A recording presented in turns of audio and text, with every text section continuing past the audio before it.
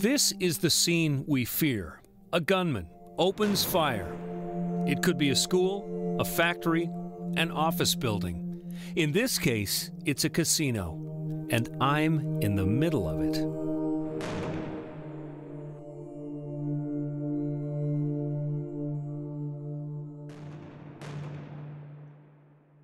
What you're about to see is an active shooter simulation. It took place during a day-long training seminar over the summer for employees at the Snoqualmie Casino. The CEO there, Brian Decora, invited us to videotape the training. We used a number of different cameras to capture what happened from every angle, all of it in real time. Brian's reason for the training is deeply personal. He was in Las Vegas last fall when a gunman opened fire, killing 59 people at a country music concert.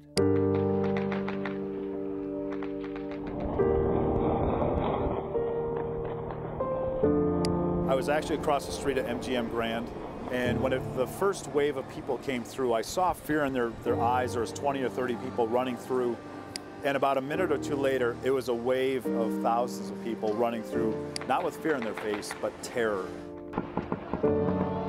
Last fall's mass shooting in Las Vegas confirmed what Brian Decora knew. Casinos, just like any other business, can be a target. As an industry, we were there to talk about active shooter preparedness because we know we're a soft target. So when it happened on the first night that we all arrived to Las Vegas, it was very ironic, very surreal. And it cemented in Brian's mind a decision to formally train his staff back home at the Snoqualmie Casino. So he hired Tomahawk Strategic Solutions, a Nashville-based company founded by former Navy SEALs.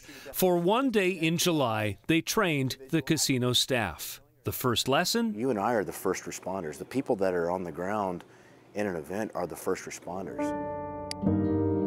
Joe Collins was one of the first SWAT team members on scene during the 2007 mass shooting at Virginia Tech, where a gunman shot and killed 32 people. These are difficult conversations and harsh to hear, right?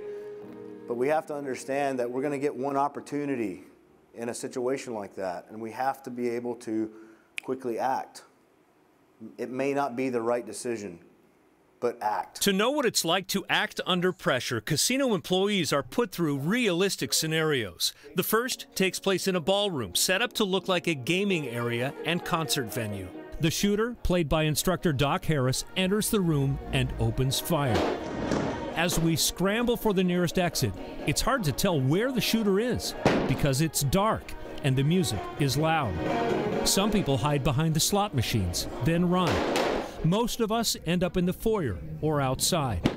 Some heard the shots, but didn't see the shooter. I would have been dead because he came in. I didn't even register the shooter. Other employees are surprised at how real it looks and feels. It's a lot more shocking than I thought it would be, a lot louder. Oh my God, that was loud. It definitely happened so fast. Shocking. I didn't think I would be so affected. Pretty loud, right? Who could smell the smell? The best active shooter defense is to run, hide, or fight, but not necessarily in that order. It depends how close you are to the shooter. Individually, I want you just to focus on creating distance, either running, hiding and barricading, or fighting if it gets to that. The biggest takeaway in that first scenario is the importance of having a plan before anything bad happens.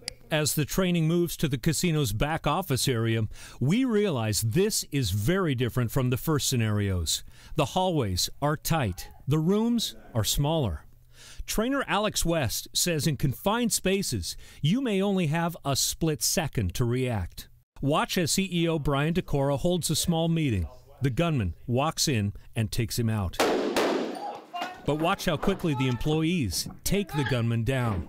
Had they done nothing, everyone could have been killed. Perfect. Great job, guys. The other lesson we learn in the office area: the noise is overwhelming. And because it echoes, God, it's loud. It's hard to tell where it's coming from.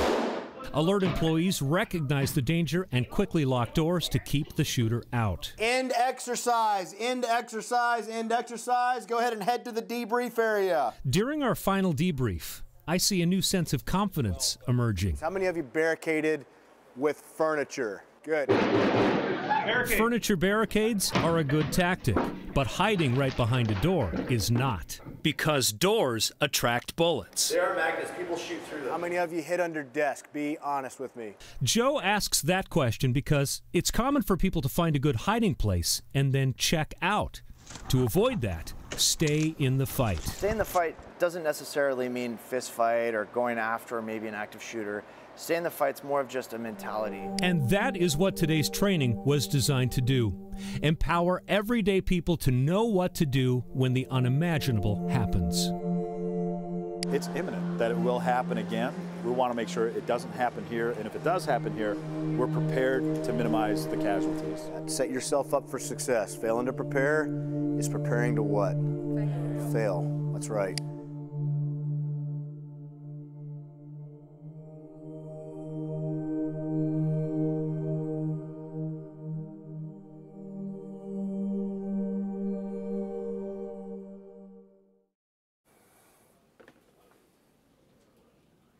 So I have to tell you, that was a really powerful day that really affected all of us who were there, including my photographer, Joseph Huerta, behind the lens right here.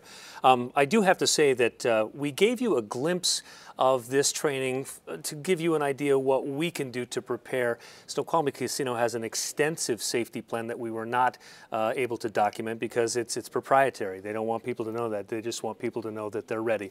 So I want you guys to think about this. Have a plan. What does that mean? If you look around, when I got back from this training, if you look around my workspace here at King 5, when I came back from that training, I asked myself, okay, where are the exits?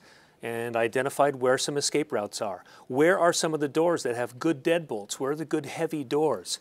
So that's a big part of assessing what it means to have a plan. And the trainer said, do that wherever you go throughout the day. If you're at a restaurant, if you're at your kid's school, wherever, take a moment right when you get in. This isn't about being paranoid. It's taking a few seconds when you arrive at a new location, but especially at work, to ask, what if? What if?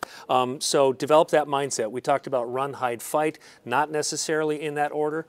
Create as much space as you can between the threat and you. I want to show you guys something else too that's really interesting about this. They talked about being first responders. That also goes for medical situations. The average active shooting takes place in about 7 minutes, so it may be over, probably will be, before police ever get here. That also means that we have to be the first medical responders. This is a tourniquet I borrowed from Seattle Fire today. Tourniquets. The guys at Tomahawk say we should have these in our buildings, in our schools, all public places. You need to know how to use a tourniquet because the most common way of dying in a mass shooting is to bleed out. Also weapons, and this is a really easy one. Look in my desk drawer here. I got some scissors. In an active shooter, you can use scissors as a pretty effective weapon. This is another really effective weapon. You wouldn't think this would be. This fire extinguisher can shoot dry chemicals about 10 feet. And guess what? If I have to use this to bash somebody in the head, it's also really effective as a weapon as well. So it's about a mindset, and I really want to hear from you guys because this training was life-changing for me, and I want to know if it's life-changing for you as well. So coming up in just a couple of minutes, I'm going to talk more in depth about the training scenarios, the lessons learned, and I want to answer some of your questions. I'm going to hop back downstairs in just a couple of minutes. You can text your questions or comments to ZipWhip at 206-448-4545. I want to hear from you. I'm going to be answering some of those questions coming up on the other side of the break. We'll be right back.